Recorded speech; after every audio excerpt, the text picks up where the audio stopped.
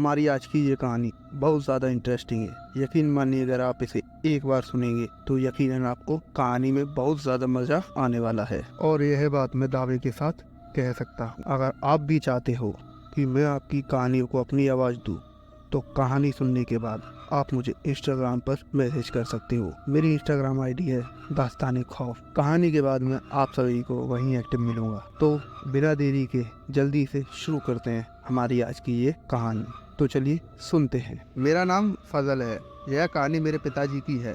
मेरे पिताजी का नाम शबीर है और यह बात साल 1990 की है, जब मेरे पिताजी को उस टाइम पर फिल्में देखने का बहुत शौक था। वह दिन भर काम करते थे और शाम को 9 से 12 की फिल्म देखने जाते थे। उनके साथ साथ अक्सर उनका एक दोस्त होता था जिसका नाम असलम था।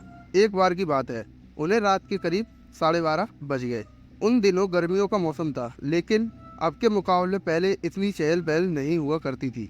उस वक्त हर तरफ सन्नाटा रहता था। और तो और गांव देहाती इलाकों में लोग आज भी 8 बजे के बाद बाहर नहीं आते हैं। बाकी मैं आपको बता दूं कि मेरे घर से 200 कदम पर एक मजार है। उस मजार के बाद एक कब्रिस्तान पड़ता है और ठीक उस कब्रिस्तान के आगे एक खाली घर, जो कि सालों से बंद पड़ा था। उसके बाद ही मेरा घर आता है। पर खैर, जब मेरे पिताजी और उनका दोस्त उस मजार के पास से गुजर रहे थे, तब तक सब कुछ ठीक चल रहा था। पर जब वह जैसे ही कब्रिस्तान के पास आए तो अचानक उन्हें एक बिल्ली दिखाई दी।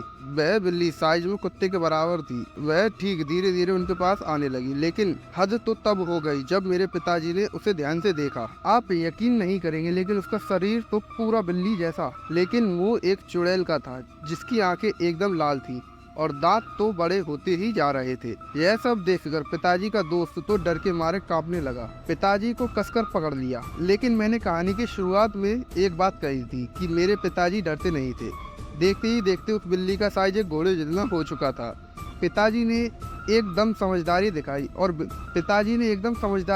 और धीरे धीरे पीछे हटने लगे, मगर वो बिल्ली काफी तेजी से उनके करीब आने लगी और अचानक से पास आकर एकदम गायब हो गई। जैसा मैंने आपको पहले ही बताया था कि उस कब्रिस्तान से पहले एक मजार भी पड़ती है, तो ठीक जब मेरे पिताजी पीछे हट रहे थे तो वह ठीक उस मजार के पास पहुंच गए थे, जिसकी वजह से उस चुड़ैल को वहां से भागना पड़ा। लेकिन यह कहानी यही खत्म नहीं होती। जैसा कि पहले ही मैंने आप लोगों को बताया था कि उस कब्रिस्तान के बाद एक खाली मकान भी पड़ता है। तो ठीक जब मेरे पिताजी उस मकान के पास आए, तब वह बिल्कुल अकेले थे, क्योंकि उनका दोस्त अपने घर जा चुका था। पिताजी को उस घर के पास एक बहुत ही खूबसूरत लड़की दिखाई दी, जिसने काफी सारा जेवर पहना हुआ था। वह ठीक मेरे पिताजी के पास आई और कहने लगी कि मुझे आप मेरे घर पहुंचा दीजिए, मुझे अकेले डर लगता है। पिताजी को एकदम थोड़ा शक हुआ कि इतनी रात गए एक अकेली लड़की जिसने इतना सारा सोना पहना है, वह ऐसे कैसे बाहर घूम सकती है।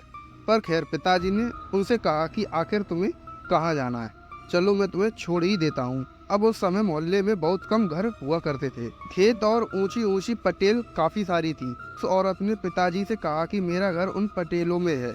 यह सुनते ही पिताजी तुरंत समझ गए कि यह कोई इंसान नहीं है, बल्कि यह कोई चुड़ैल है। भला एक लड़की अकेली वहाँ उन झाड़ियों में कैसे रह सकती है। पिताजी ने कहा कि बस तुम 1 मिनट यहीं रुको, मेरा घर पास में ही है, मैं वहाँ से अपनी तलवार लेकर आता हूँ ताकि कोई जानवर हम पर हमला ना कर दे। उस समय उन झाड़ियों में भेड़िया, सियार, इस तरह के जानवर रहा करते थे। पिताजी ठीक जैसे ही तलवार लेकर आए तो वह वहाँ से भागने लगी।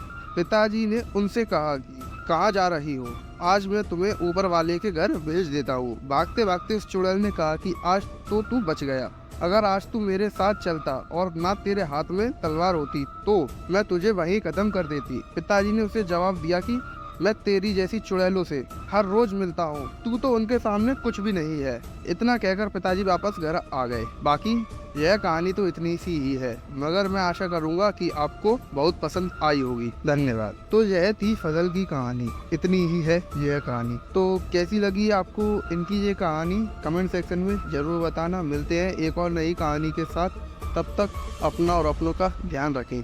धन्यवाद।